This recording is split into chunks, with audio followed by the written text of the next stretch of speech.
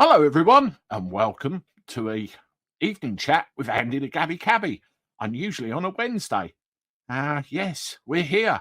It's going to be a good one, and I hope everyone is tucked in, safe and sound, keeping warm, and we're going to get on with it straight away. And without further ado, you know him, and I know him, and we're all in this together. I want to bring on Paz. Here he is. Hello. Hello, dude. You all right? Hello, chat. So, where do you want to start? The beginning? Oh, yeah, the beginning where every child support... I always call them the child support agency. I can't get to grips with the child maintenance service because the name change is the same people. They're making it more friendly as if they're serving. But they're not helping anyone. The claimants or the people they victimise. But we'll start at the beginning. It was 2008. It was Christmas Day. And... my other half finished with me on Christmas Day.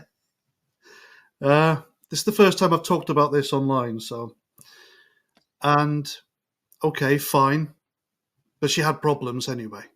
She had big problems, and my mind then went on to getting my own place and getting my girls when I could, but it didn't happen. Right. The split was messy. I did everything I could, and I mean everything I could, to support her and my girls as well. And then a few months down the line, I was working. I was actually transporting.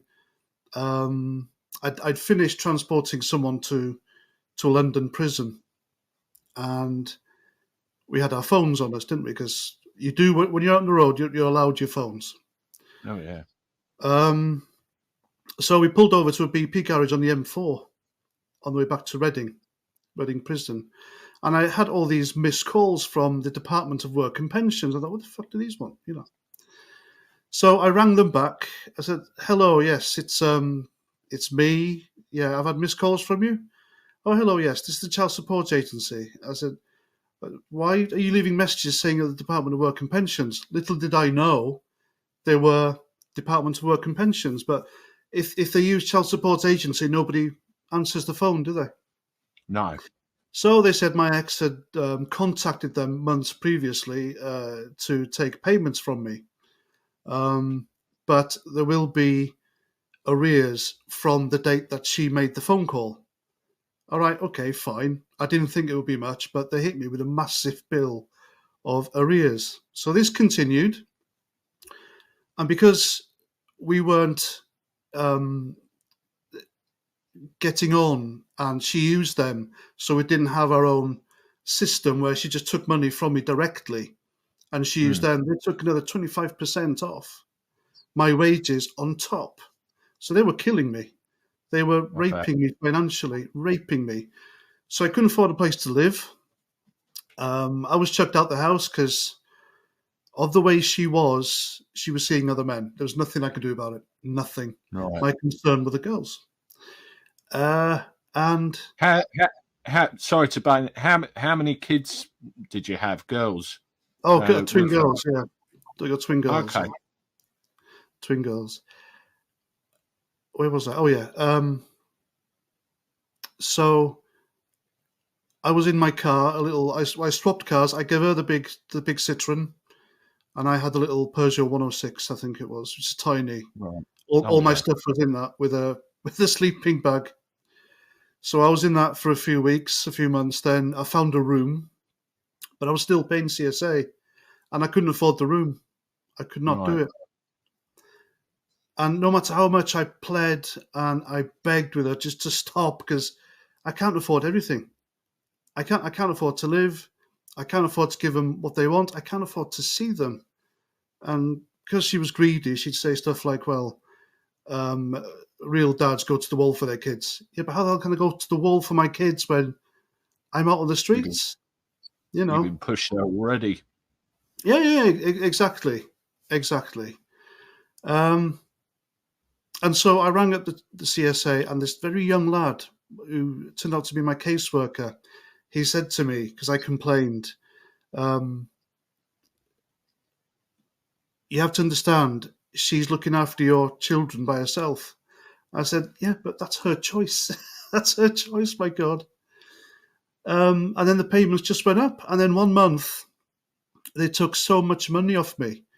It was December, funnily enough. I couldn't afford Christmas presents for my girls, and I couldn't afford the rent for my room. Right. It really put me in a really shitty situation. And it's the only time in my life I've ever contemplated suicide. The only time. If it wasn't for my friends in the prison service, I wouldn't be here, because they did look out for me. Fair play to them, they really did. So I owe them a lot. I really do. And so I slowly got back on my feet. I'd go without anything just to save up a little. Right. And then I was on Facebook back then. I haven't been on Facebook for years because it's crap, isn't it, Facebook? And I'd go on the old child support agency horror stories. And I thought, my God. And that just made things even worse. I didn't realize I had PTSD back then. I knew I wasn't right. But this on top of it just made it worse. So I was reading these stories, and the one that triggered me the most, or the one that stays with me to this day, is a husband who went to his ex-wife and begged her, and he pleaded with her, stop using the CSA, for heaven's sake. And I want to see my girls. She wasn't letting him see his daughters, the same as me, because I'd got to that stage now. And what she said to him was, well, I have to do it. It's the law. The CSA said it's the law. I have to do it. And that's not true. No, it's not. It's the CSA that initiates it.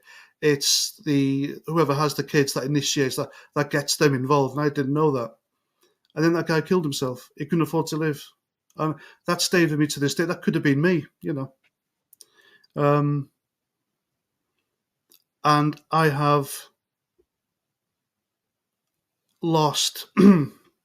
I have lost 2 relationships, and I've had to give up 2 properties because of them.